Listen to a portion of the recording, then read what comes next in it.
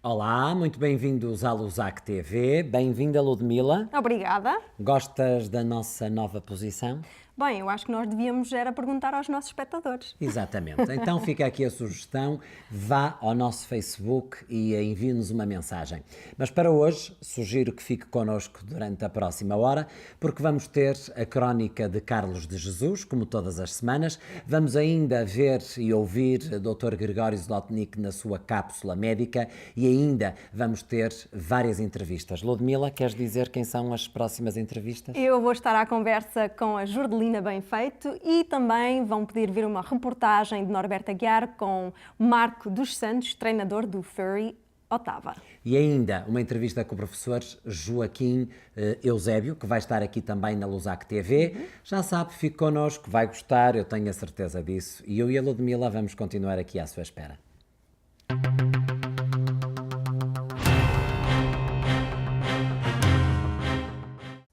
Temos hoje nos estúdios da Lusac TV uma artista bem conhecida na nossa comunidade, a Jordelina Bem-Feito. Boa noite, Jordelina. Boa noite, Ludmila. É um prazer mesmo, é mesmo um prazer ter aqui a sua presença na Lusac TV. Acho que é uma honra e somos privilegiados. Eu nem acredito que estou aqui. Porque é a primeira vez que obrigada. você realmente dá uma entrevista oficial à televisão, não é? É a primeira. Porque nunca aceitou outra Não. entrevista. Não. Portanto, por isso é que eu estou a dizer que nós temos sorte e é uma oportunidade Muito de a obrigada ter aqui pelo nos nossos convite. estúdios. Muito Você obrigada. já tem uma carreira artística mais de 25 anos, não é? 27. 27 anos. 27 anos. E pode falar-nos um pouco do seu percurso? Como é que começou? Como é que nasceu a sua paixão pela música? Bom, na idade de 6 anos comecei nos carnavais, danças de carnavais, corais, variedades de dramas, isto em Portugal, não é? E depois chegou-se a uma certa altura que, com 13 anos, 14 anos, havia os fados pedidos à terça-feira. Na emissora Angra do Heroísmo, Sim. dava sempre aqueles fados pedidos. E entrou-me, o fado entrou-me verdadeiramente, e aí, desde aí, fiquei em paixão pelo fado. Até hoje, mas lá não fiz carreira. Vim para o Canadá, casei com o António Bem-Feito, que foi ele que me fez deste sonho a realidade.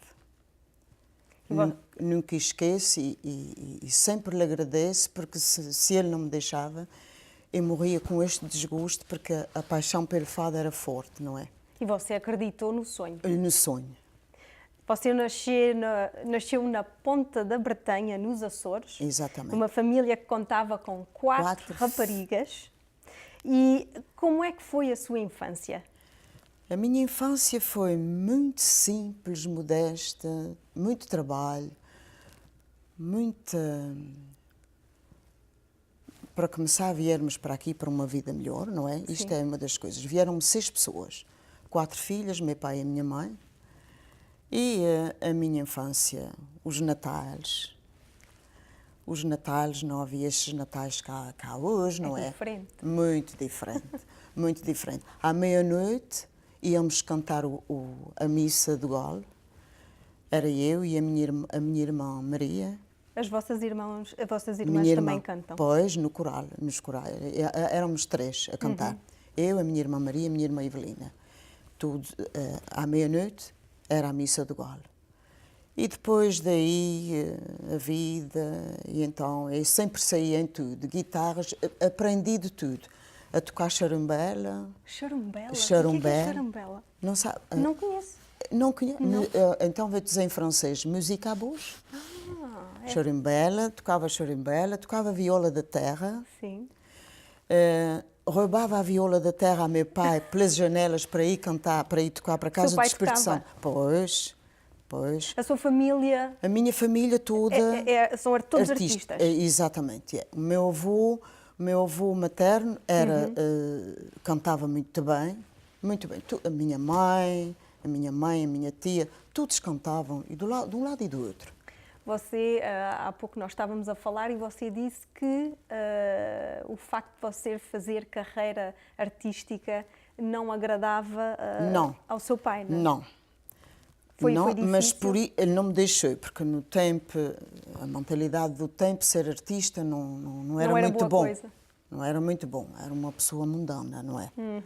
E então, mas eu gosto do meu pai além da vida, não é? Isto não deixa de não gostar. Mas vim para aqui e mesmo aqui o meu pai chegou, porque eu comecei foi no Clube Oriental. Depois de ter andado pelas caves de certas pessoas, a cantar o fado, daqui e da lá, Dona Cisaltina, que desde lá tem, sempre organizava estas sim. noites de fados no Solmar, aqui e acolá. Ela não nos pagava, tirava $5 a cada pessoa que vinha, que era para pagar aos guitarristas. Sim. E nós íamos de borla, não é?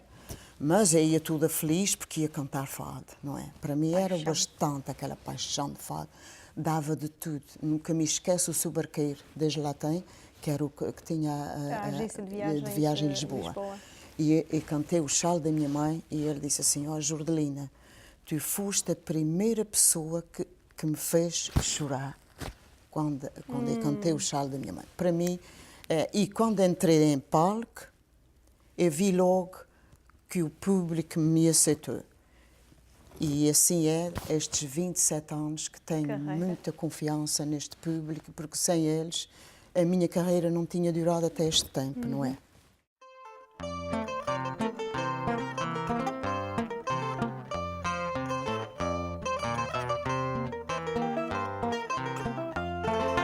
Ai, sei lá, o senhor Vinho vai responder-me, mas com franqueza, porque é que tira toda a firmeza a quem encontra no seu caminho. Lá por beber um copinho, a mais até pessoas pacatas, amigo vinho, em desalinho, você mercê faz andar de gatas. É mau procedimento e a intenção naquilo que faz. Entra-se em desequilíbrio, não há equilíbrio que seja capaz. As leis da física falham e a vertical de qualquer lugar oscila sem se deter e deixa de ser perpendicular.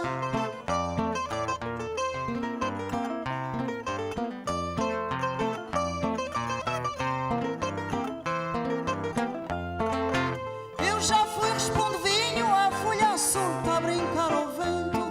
Fui rei de sol no firmamento que trouxe a uva doce carinho. Ainda guardo o calor do sol e assim eu até dou vida, aumento o valor, seja de quem for, na boa conta, peso e medida. E só faço mal a quem me julga, ninguém faz pouco de mim. Quem me trata como água é ofensa págua, eu cá sou assim. Vossa mercê tem razão, é ingratidão falar mal do vinho e aprovar o que digo. Vamos, meu amigo, a mais um copinho.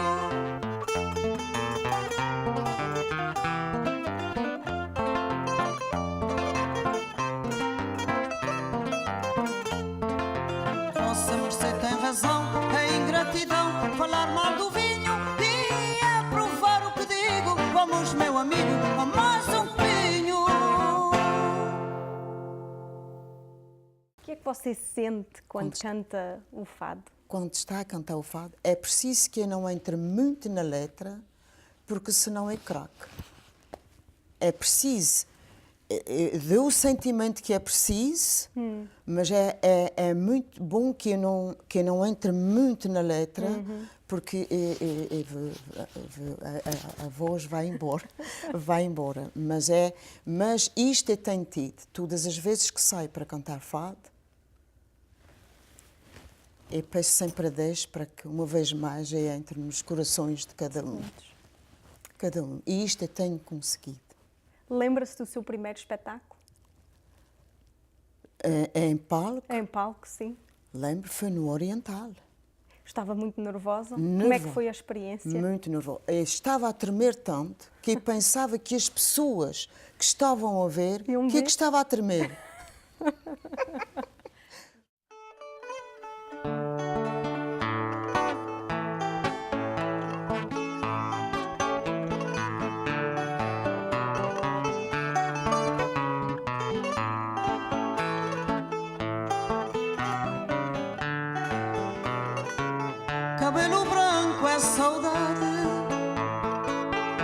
mocidade perdida.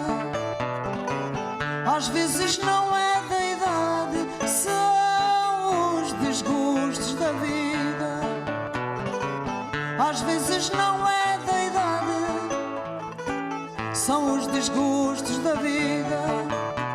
Amar demais é doidice, amar de menos mal dá, rosto enrugado é velhice, cabelo branco é saudade, rosto enrugado é velhice, cabelo branco é saudade.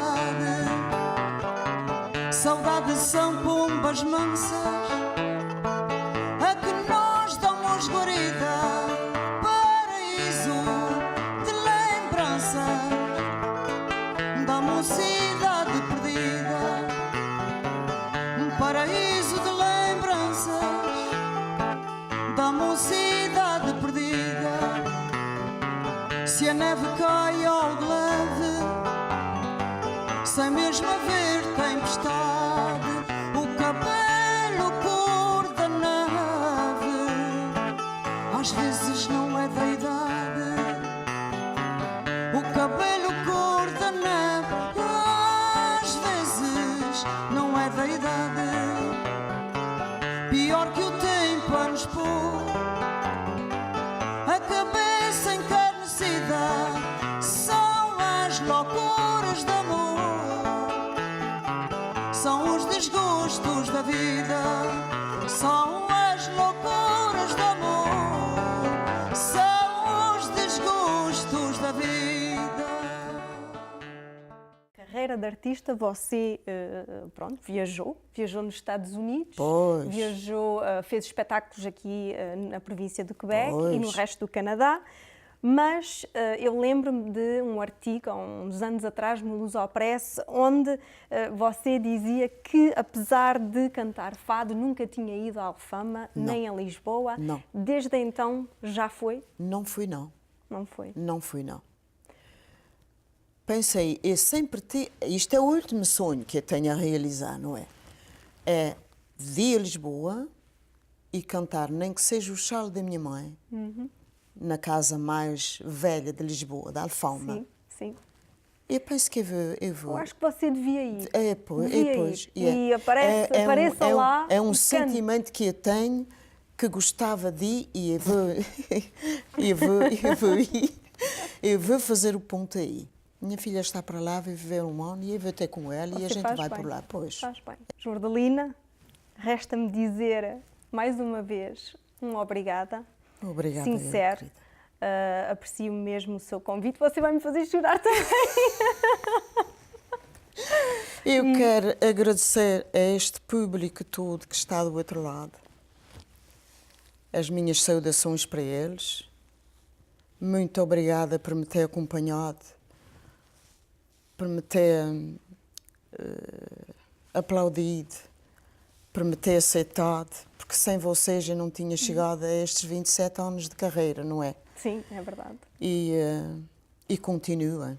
Jordelina, mais uma vez, muito obrigada. Desejo muita felicidade e muito sucesso e tem que ir à Alfama. Muito obrigada, querida, tu és uma joia.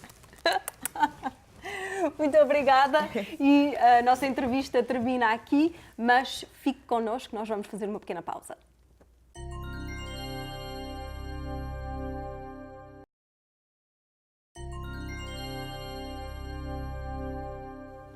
No âmbito das nossas entrevistas com personalidades da nossa comunidade, hoje temos o prazer de ter entre nós o professor Joaquim Eusébio, que nos vem contar um pouco do que tem sido a sua carreira aqui no Canadá e que também foi em Portugal. Joaquim Eusébio, muito obrigado por estar com o Balzac para nos contar um pouco da sua trajetória. Muito obrigado, é um prazer estar aqui.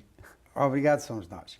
O Joaquim Eusébio nasceu em Lisboa, mas foi criado no Alentejo e estudou em Coimbra. E foi professor do liceu e da escola secundária em Portugal. Como é que acontece... há quantos anos é que já cá está no Canadá? Olha, eu vim para cá em 99 e a vida transformou-se bastante num segundo apenas, quando em 1996 perdi a minha esposa num acidente de automóvel. Foram momentos muito difíceis e quando decidi que seria o momento de virar a página e recomeçar um novo momento da minha vida, decidi vir para o Canadá e não me arrependo do passo que dei. Portanto, não ficou cá parado no Canadá a ver passar os comboios, não é? Para mim foi uma oportunidade fantástica, até porque tive uma bolsa da Fundação para a Ciência e Tecnologia. Ora, eu que sempre gostei de investigação, que pronto, tinha já publicado alguns trabalhos, mas por simples carolice, ser pago para investigar era a melhor pré-reforma que eu podia ter. E, portanto, para mim foi, de facto, muito gratificante, por exemplo, investigar os painéis de azulejos, os magníficos painéis da Igreja do Convento de Lourissal, que foi a minha tese de mestrado, e desde há 4 anos, a nível de doutoramento, me tenho dedicado a estudar a figura de Santo António na azulejaria portuguesa do século XVII e XVIII, e claro, quando eu digo isto, não é apenas em Portugal, porque ela está também largamente representada no Brasil por azulejos fabricados em Lisboa. Portanto, toda a azulejaria do século XVIII do Brasil é igualmente portuguesa. Portanto, faz parte da sua tese de doutoramento, os azulejos sobre a vida de Santo António. Exato. E é o Santo António de Lisboa ou é o Santo António de Pádua? Esse foi, digamos, o meu ponto de partida para investigar, saber se, de facto, do ponto de vista da imagem, do ponto de vista iconográfico, Santo António de Lisboa se diferenciava do Santo António de Pádua. É evidente que, na realidade, estamos a falar da mesma pessoa. Mas o Santo António é conhecido por todo o mundo como Santo António de Pádua, à exceção de Portugal, que afirma orgulhosamente que é de Lisboa.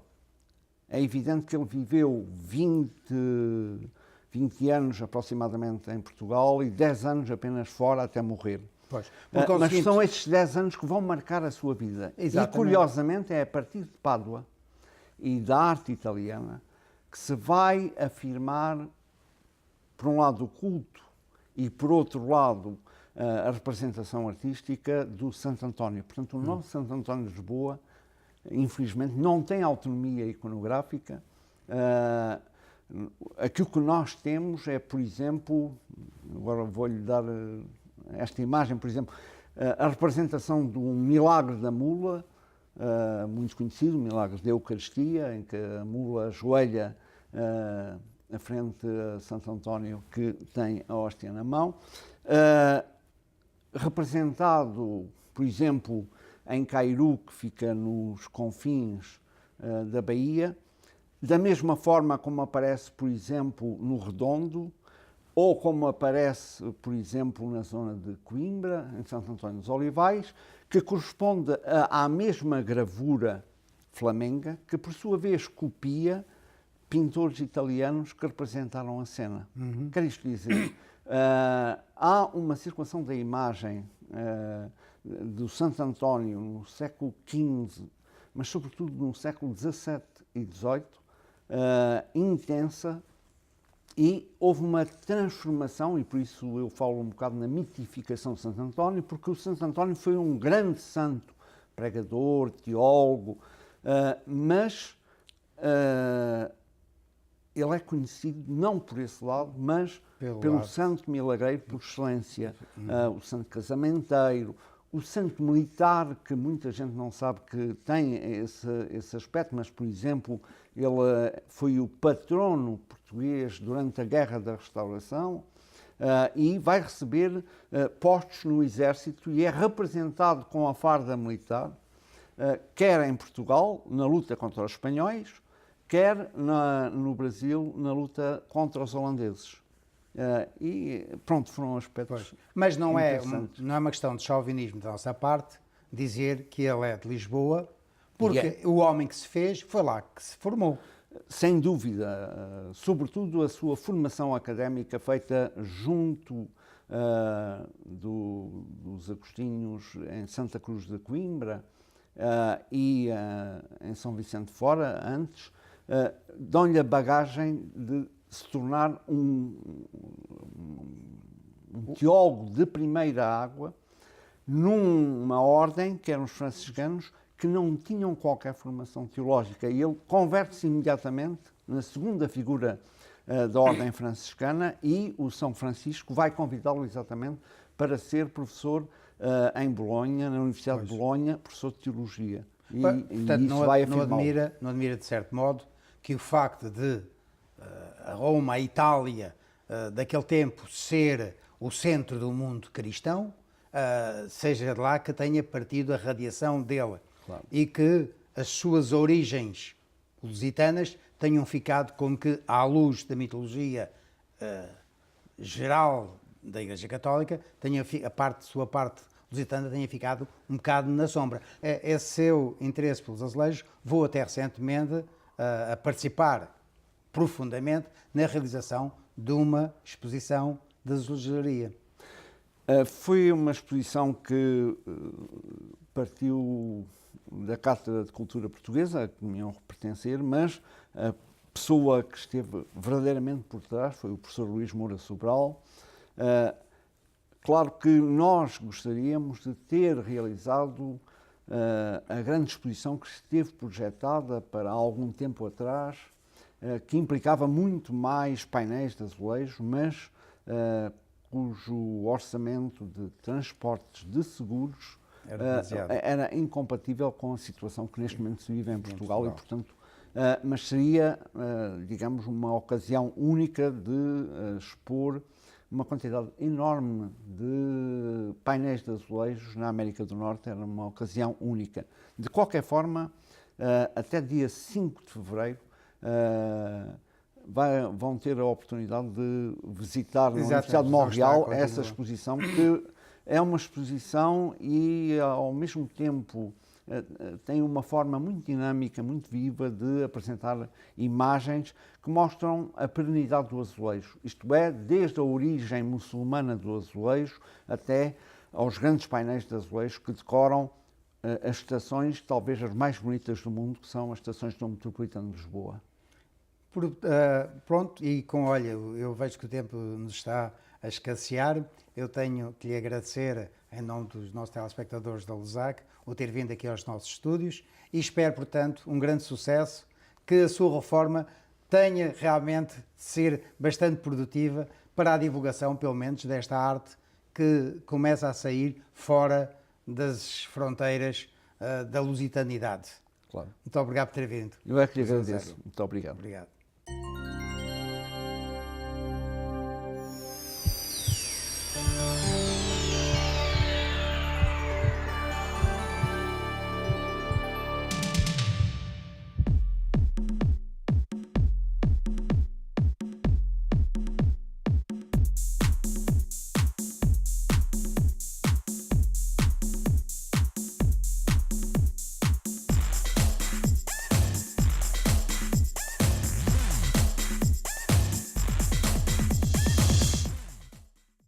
O meu convidado de hoje é o Dr. Gregório Zlotnik, muito conhecido de todos vocês, está sempre connosco na LUSAC TV e hoje vamos falar de um tema que interessa a muita gente. Dr. Gregório Zlotnik, muito obrigado por estar cá. Hoje vamos falar de um assunto um bocadinho sensível, que é a depressão. O que é estar depressivo? Quando é que eu devo consultar o meu médico porque me sinto depressivo? Muito boa a observação. A depressão é um estado afetivo, não é lógico, não é racional. A memória é um processo racional. A depressão é um estado emocional, entra nas doenças afetivas. A excitação, a depressão é o oposto. Então, por isso se fala, as pessoas que têm ciclos depressivos, isso é doença bipolar, dois polos opostos, a depressão e a excitação. Mas Muito há bem. medicamentos para curar a Ainda depressão? não chegamos lá, ainda não chegamos lá. Sim. Bom, então, todo mundo, o senhor e eu, e Maria e João Carlos, tem períodos de altos e baixos, né? Chama-se ciclos normais. Isso é normal. O dia, a noite, o inverno, o verão, o estado de ânimo é cíclico. Certo. Nas mulheres, o ciclo também é influenciado pelos hormônios, né? Então, menstruação, depressão. Bom. Quando uma pessoa tem ciclos muito altos, muito altos, quando está excitado, está muito excitado, quando está muito deprimido, estão tristes e choram por tudo e por nada, sensíveis às palavras, chama-se essa pessoa ciclotímica. Mas isso é normal. Então, a sua pergunta foi muito boa, porque então, se eu sou um ciclo normal, eu estou triste, estou chateado, estou enervado, irritado, quando que eu devo consultar ao médico? Quando? Quando essa depressão, essa irritabilidade afeta a vida familiar, o trabalho e a vida social. Se você falta à escola porque tem problemas e está triste, deprimido, ou não vai ao ginásio, ou no trabalho não é bom rendimento. Está irritado, Aí já começa a afetar, Aí, então, e aí temos que pensar tem duas que vezes, pensar. vou ao médico. Quando chego ao médico com este problema, digo-lhe que estou irritado, cansado, triste, falto à escola, discuto com os meus pais, com a minha mulher, com os meus filhos. O que é que o médico faz? A primeira há uma coisa que ele medicação? faz, a primeira coisa que ele vai fazer é ver, perguntar. A depressão vem do interior ou vem do exterior? Se você está, a senhora em geral é muito mais frequente nas mulheres que nos homens, mas é mais ou menos similar. Ela tem doença, a sogra mora em casa, os filhos saem de uma doença, tem problemas, esgota, fatiga, cansa a pessoa e entra em uma depressão que chama-se exterior, exógena. Na depressão interna, tem um poema muito bonito que chama-se La Ariette oubliée de Verlaine, em francês. São Ariette oubliée. Isso é interessante se alguém está interessado, porque ele está sentado na janela, olhando a chuva em Paris, il pleut sur la ville, como il pleut sur mon cœur, e chove nos tetos, no telhado, como chove no meu coração. Então ele disse, sans amour, sans haine, mon cœur attend de peine. Quer dizer, sem ódio, sem amor, sem nada, meu coração tem muita pena. Et c'est bien la pire peine de ne savoir pourquoi mon amour, mon cœur. Quer dizer que não há nada, é interior, é provavelmente uma deficiência química, porque não há nenhuma causa exterior. Então precisamos de tomar um medicamento, Nesse um momento químico. não presta para nada a psicoterapia, nem as conversações, nem os amigos começaram a falar, não devias pensar nisso. A pior coisa que você quer Dizer um escutar, depressivo, não penses não nisso. devias pensar nisso. Como se a gente pensasse isso porque quer. Claro, não é Depois voluntário. os pensamentos chegam, sobretudo à noite, né? Precisa medicamentos, a psicoterapia, os medicamentos, que é mais importante. São as duas coisas. E está provado que com exercício físico e com a psicoterapia os resultados são bons. Então fazer exercício físico é já algo que ajuda a combater a Com os depressão. medicamentos também é bom. A melhor é quando fazem as três coisas ao mesmo tempo. Exercício físico, Psicoterapia com um psicoterapia. especialista. Um profissional, você pode sentar com essa pessoa, falar de todos os seus problemas íntimos. É complicado. Por quê? É complicado. Porque você tem que se mostrar, expor-se. expor seu ser íntimo a uma pessoa que você não conhece, que nunca viu na sua vida. E ainda lhe cobra $90. Ainda tem que pagar. Ainda tem que pagar. Então, tem que ter uma questão de afinidade. conversar primeiro 2, 3 vezes para ver se sente-se à vontade com essa pessoa para poder falar. E, evidentemente, nem todos os psicólogos são perfeitos. Claro. E há outros que são mais... quem tem mais experiência. Às vezes uma mulher prefere outra mulher, porque um homem às vezes não Sente-se melhor compreende, com não uma percebe mulher. tudo. Então, portanto, Sr. Doutor, fazer exercício físico, psicoterapia E os ainda- medicamentos. E os medicamentos. Ok. E as vitaminas e a alimentação e o sol. Isto também pode ou não ajudar? Porque eu ouço muitas vezes, e seguramente que as pessoas que estão lá em casa podem nos estar a pensar, a mim o sol faz-me falta. Quando não tenho sol, fico doente, fico triste. O sol influencia Enormemente. enormemente? Enormemente. Além do que nós sabemos. Não sabemos exatamente tudo. Mas tem uma doença, já tem um nome, essa doença SAD. S-A-D, em inglês quer dizer triste, SAD. E a explicação é Seasonal Affective Disorder. Exato. É uma depressão sazonal devido às estações. Daí a moda da vitamina D3, que é a Vitamina substituta do D3 sol. E o sol, né? E o sol.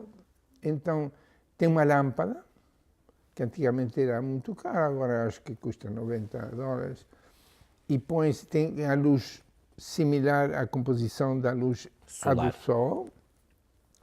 E as pessoas põem na cozinha e tenta que comece às 6 horas, de 6 às 8. Então a pessoa levanta, faz o café e tudo isso Com E- aquela luz. com aquela luz. E funciona, e funciona. Evidentemente, se você tem antecedentes genéticos, depressões na família, isso não é tão simples como nós apresentamos aqui. Claro. Tem que ver individualmente. E, Sr. Doutor, há casos que se calhar a pessoa tem mesmo que consultar um psiquiatra, um psicólogo, se calhar não é suficiente. Muito, muito bom. Você é muito bom, é? Como é que Obrigado. sabe? Eu gosto de fazer perguntas. Não, mas essa é uma pergunta, porque o perigo da depressão é o suicídio. Exato. E então tem perguntas-chave que podem abrir o interior da vida dessa pessoa e mostrar as tendências para o suicídio. E pior ainda, para matar outras pessoas. Quando o doente mata, há um componente psicótico. Que é mais grave que uma depressão. A depressão é tristeza, desvalorização, o sono está afetado, fica desmantelado, não se vestem, e a vida não tem valor, e eles não têm valor, e aqui é só uma carga para os outros, e se eu desaparecer, vocês vão gostar mais de mim. Às vezes o suicídio tem outra intenção, É mais forte. e vocês vão ver sem mim. E o estatuto social, Sr. Doutor? Quando dizem que os ricos são mais felizes e os pobres são mais tristes. Concorda com esta afirmação? Não, para nada. Tem pessoas que são felizes e estão ricos muito infelizes. Não? O que eu acho que o dinheiro calma os nervos, só isso. Mas não resolve grandes problemas, mas tem um pouquinho mais, é mais calmo, né? Muito bem. De facto, então, poderíamos terminar esta nossa conversa sintetizando que para combater a depressão é fazer exercício físico, sol, consultar Boa vida. um psicólogo que pode ajudar na melhoria da autoestima e, em último caso, consultar um médico e fazer medicação. É certo? Escolher bem os pais, né? Muito bem. Doutor, ficaríamos aqui horas a conversar, mas temos tempo a cumprir. É um prazer, muito obrigado. Contamos consigo brevemente aqui na Lusac TV e já sabe também, os nossos telespectadores podem nos ver todas as semanas. Basta apenas sintonizar a sua televisão na Lusac TV e ouvir conversas como estas, agradáveis e interessantes. Muito obrigado, até à próxima.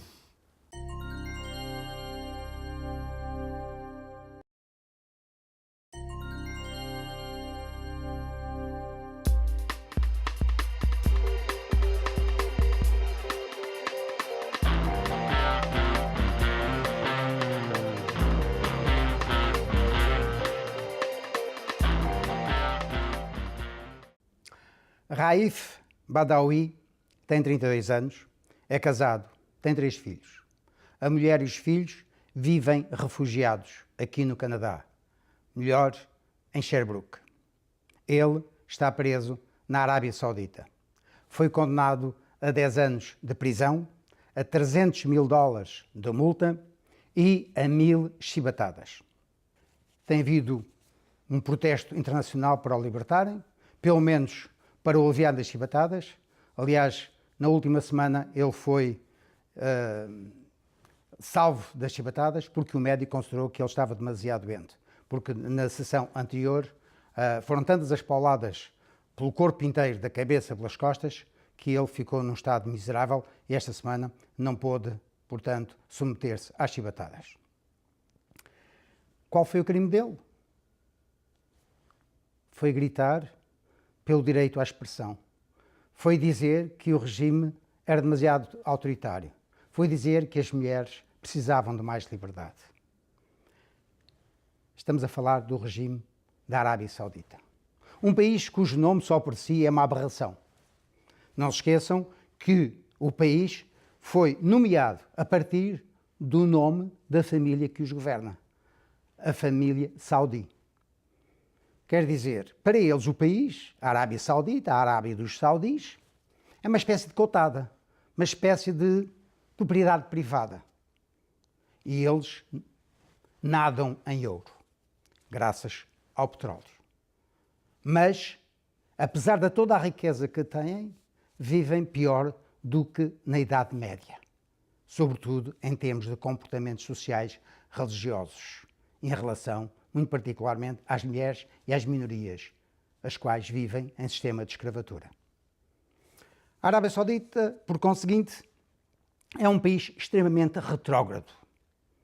As mulheres não podem mostrar um centímetro de pele, nem um cabelo. Têm que andar sempre tapadas. Não podem sair à rua sem serem acompanhadas por um membro varão, por um homem da família, nem que seja o próprio filho de 4 ou 5 anos. E as princesas, aquelas que vivem nos haréns, têm lá centros comerciais de uma opulência, de um luxo tão grande como não existe nenhum no Ocidente. E elas vão para esses grandes centros comerciais, sozinhas, porque é só para mulheres. Porque, segundo os princípios da Arábia Saudita, tem que haver uma separação total entre as mulheres e os homens. Essas princesas que frequentam esses centros comerciais e que, por sua vez, se dão ao luxo de apanhar aviões e irem até Londres, até Paris ou até Nova Iorque, onde se vestem à europeia, por vezes muito mais bem despidas do que as próprias europeias, são uma prova do cinismo, da arrogância e da injustiça que graça naquele país. E porque um jovem que escreve num blog que esse regime é condenável, que se devia dar mais liberdade às mulheres, é condenado desta maneira. Isto traz-nos realmente a este direito que devia ser sagrado, que é o direito à liberdade de expressão. À liberdade de expressão, que é uma luta que foi combatida duramente no Ocidente durante séculos. Não nos esqueçamos que o grande Voltaire esteve preso por 2 vezes na Bastilha. A primeira por ter criticado o Filipe II de Orleans. O segundo por ter entrado em conflito com um fidalgo, um cavaleiro Rohan. E só se saiu da Bastilha depois da promessa de que se iria exilar para a Inglaterra.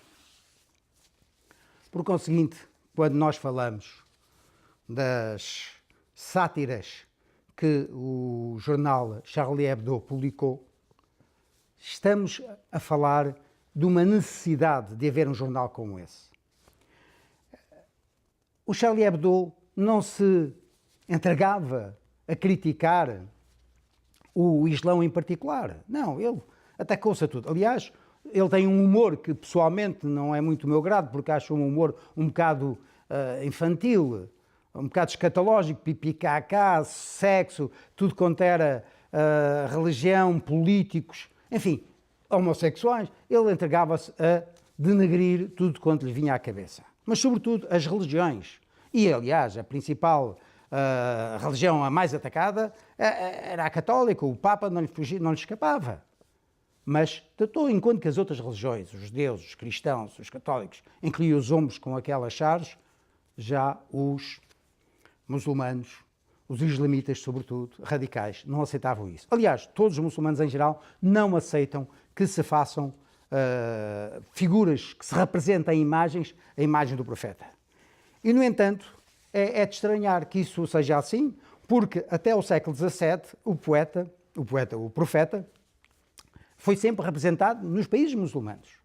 Aliás, em muitos museus do Ocidente existem pinturas árabes do profeta.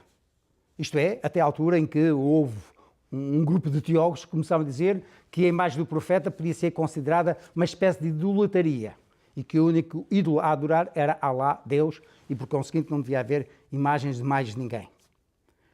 Isto foi até o século XVII. Mas eles inculcaram isto nos seus preceitos religiosos de que, desde então, nunca mais o profeta devia ser representado em imagens. Ora, como é que se pode fazer uma sátira da religião se não utilizando as imagens? Foi o que fez o Charlie Hebdo. Ora, o que acontece é que, inclusivamente, esses museus que têm imagens do profeta escondem-nas ou então fazem exposições privadas. E isto leva-nos à conclusão que no Ocidente, para não se ferir suscetibilidades, começa-se a fazer uma autocensura. Isto é, nós deixamos de dizer o que pensamos que devíamos dizer para não ferir suscetibilidades. Uma das mais caricatas, não, acho que é tão estúpida que nem quase que a gente devia rir dela, foi aquela decisão da Universidade de Oxford, que publicou uma orientação de que não se devia escrever nada que falasse sobre o porco, as salsichas, enfim, conversas cínicas, não, para não ofender a suscetibilidade dos muçulmanos e dos judeus, para quem o porco é uma figura execrável. Que essas duas religiões considerem, por razões de higiene alimentar ou outra, que não se deve comer o porco, é lá com eles. Mas que os outros povos, as outras religiões, falem, não só que comam, mas que falem nisso e que seja considerado uma ofensa, isto ultrapassa todos os limites. Alguém me fez chegar, ultimamente, o último número do Charlie Hebdo, ou o primeiro depois daquela carnificina que todos nós sabemos, e eu verifiquei com um certo regozijo que eles mantiveram uma linha editorial que não se desviou nada daquela que tinha sido anterior. Isto é, podiam ter aproveitado do facto daquele massacre que foi o assassinato da maior parte dos principais responsáveis, desenhadores e caricaturistas do jornal, para fazerem uma charge frontal ao Islão, sobretudo ao Islão radical, mas não. Mantiveram exatamente a mesma linha, as mesmas caricaturas, os mesmos tipos de desenhos, as mesmas anedotas, onde não se poupa o Papa, não se poupa a Madre Teresa, não se poupa os políticos, enfim. Mantiveram, portanto, uma linha, eu acho isso muito salutar. Embora, como digo, não seja o meu estilo de humor.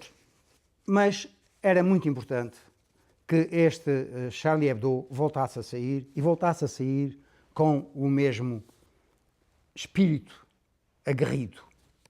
Porque, como teria Voltaire dito, não estou de acordo com o que dizeis, mas estou pronto a morrer para que o possais dizer. Isto quer dizer, é da nossa responsabilidade, de todos nós, se queremos viver numa sociedade democrática, uma sociedade onde se respeitam todos, é necessário que haja jornais capazes de caricaturar todo o poder, seja ele religioso ou temporal. E eu só considero que o mundo um dia poderá ser um melhor lugar quando, numa Arábia Saudita, houver também o direito de ser publicado um jornal como o Charlie Hebdo.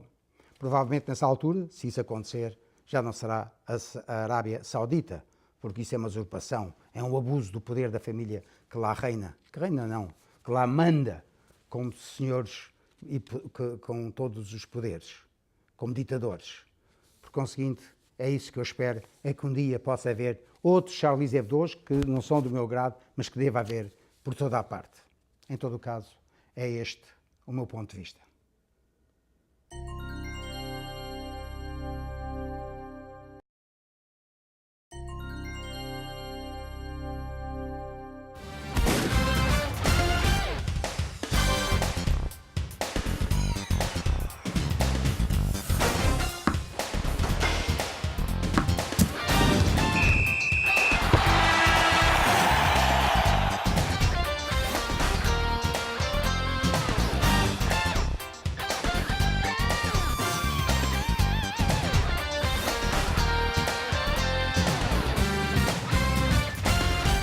Marco dos Santos, treinador do Fury de Ottawa, esteve de passagem em Montreal.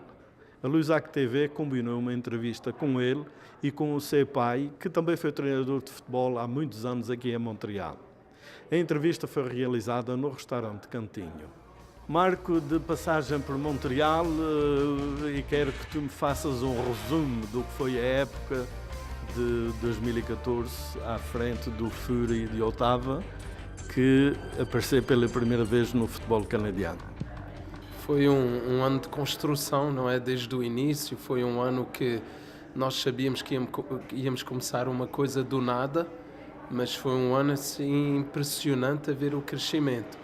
O crescimento dos primeiros jogos em casa na Universidade de Carleton, depois a passagem para o nosso novo estádio com o jogo de abertura contra o New York Cosmos, com 14 mil pessoas no estádio. E o nosso grande objetivo em Ottawa no primeiro ano era colocar uma base muito forte, uma base que ia sustentar o futuro do clube. E nós achamos que esse objetivo foi atingido. A Liga tem uma média de pública de 5 mil pessoas por jogo na NASL. A nossa média foi sempre entre 4.500 e 5.000, então estávamos na média do público da NASL. Foi um ano com muito challenge, com muitos obstáculos por causa desse primeiro ano do clube, mas o futuro parece muito promissor do clube. Tu falaste em obstáculos, qual foi o maior? O maior foi a contratação de jogador, porque a diferença da NASL com a MLS é a MLS quando tu entras num ano que chamam Expansion, é que tu podes escolher jogadores de outros clubes na liga que não estão protegidos pelo clube.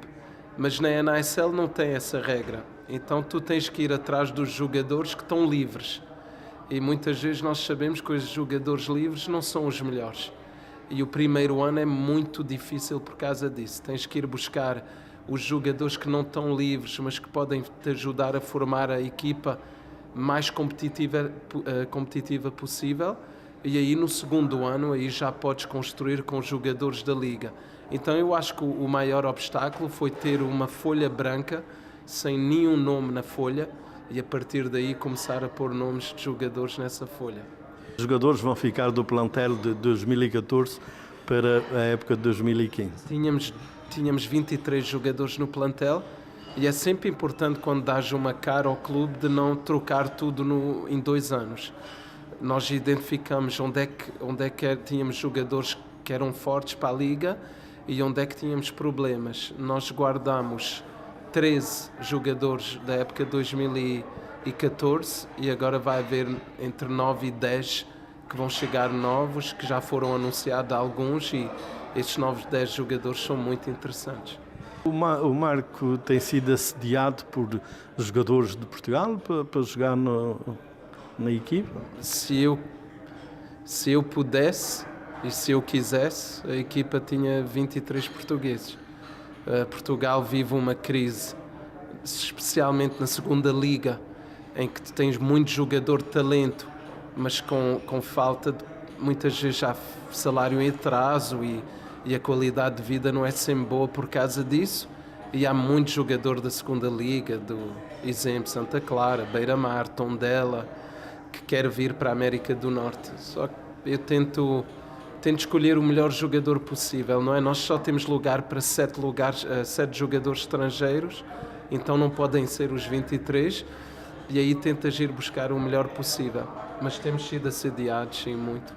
Então, Sr. Joaquim, o que é que pensa do Marco, do seu filho, como treinador importante que é aqui neste país, de onde você chegou há 40 anos? Penso que aconteceu aquilo que eu esperava. Quando eles eram pequenos, chateavam-me tanto. Para eles era tudo futebol, eu zangava-me com eles, mas sentia que havia algo mais.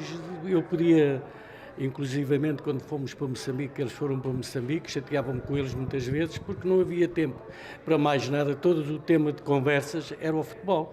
Eu pensei, isto, por este caminho, alguma coisa tem que dar. E eles começaram de uma maneira que eu acreditei, tanto nele como o Filipe. E então, se me perguntarem, quando eles começaram, se era esta a carreira, eu duvidei, mas a partir de uma certa altura não tive dúvidas absolutamente nenhuma, que era aquilo que eles sabiam fazer. O meu pai teve muita influência na minha carreira.